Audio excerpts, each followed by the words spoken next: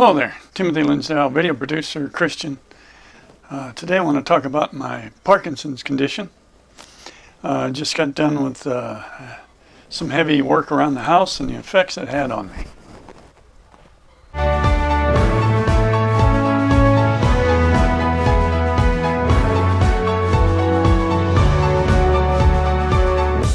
Just to get started here, please like and comment on my video and subscribe to my channel to support continue doing this. Throat's dry today. Anyway, we had a leak up in the attic, pinhole leak. Of course, that made some damage. Insulation, some was wet. It wasn't widespread, but it wasn't great. Of course, that gives you some fear about when's the next challenge in your house. But the thing, of course, I had to get everything dried out. And I had an inspector come by and talk to me about it. He said, you know, as long as it wasn't long term, it was minutes basically. Thank God that we were home to catch it. And in fact, the plumber that fixed the problem says, when you're going away for a while, shut your water off.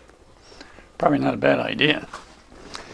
So I let that insulation dry, and a long time, I mean months. I didn't need that, but I just was dreading the idea of going back up there to fix it.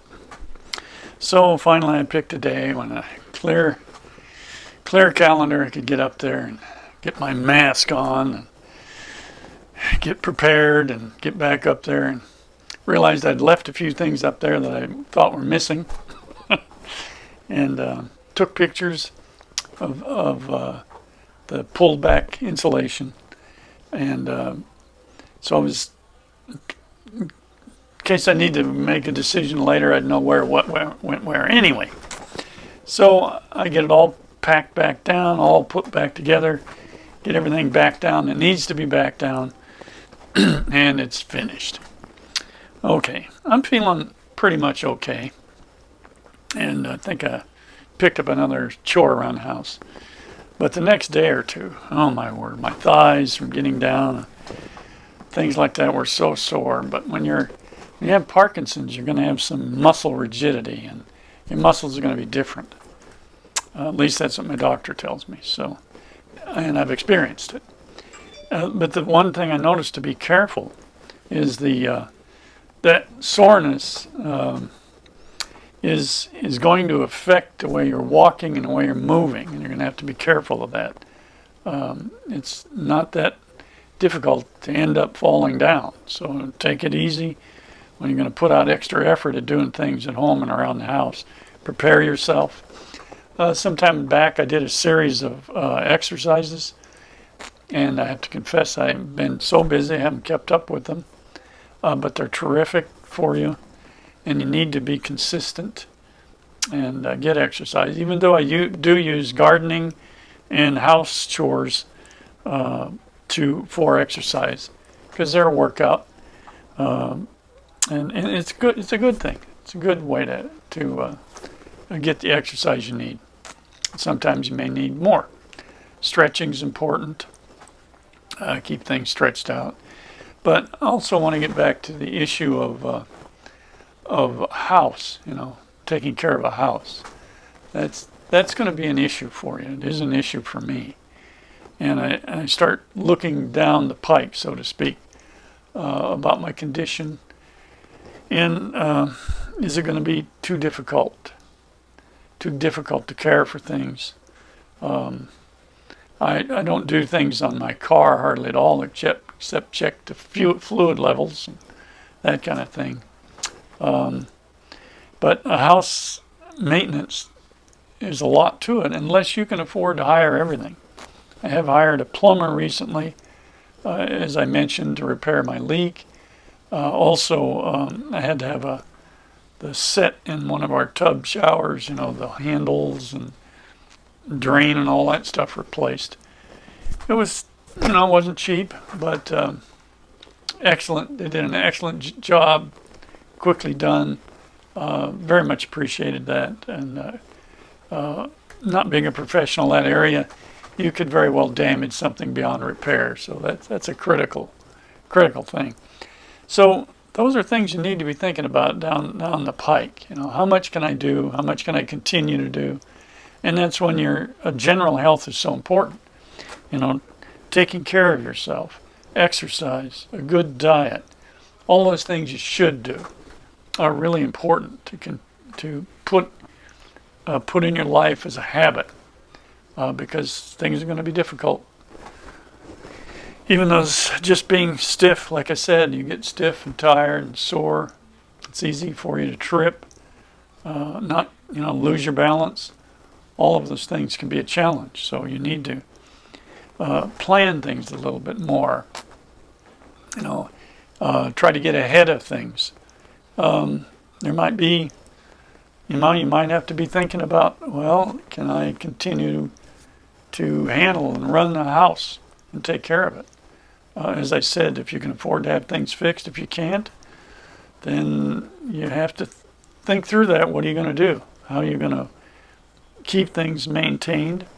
Or should you consider some other type of housing? And those are issues you're going to have to deal with. My doctors have said that Parkinson's is a progressive disease. These neurons that are dying and that produce dopamine, it continues for whatever the reason it is with the disease. We hope and pray, of course, for a cure, but right now there isn't one. So this is where you're at, and plan on this is where you're going to be. And so you always want to be taking better care of yourself, your diet, your exercise, also your drug regimen. Work close with your doctor. If things aren't working real well, keep working with them and talking to them. I found that when I was working on my drug therapy to get the right therapy, it didn't come right away.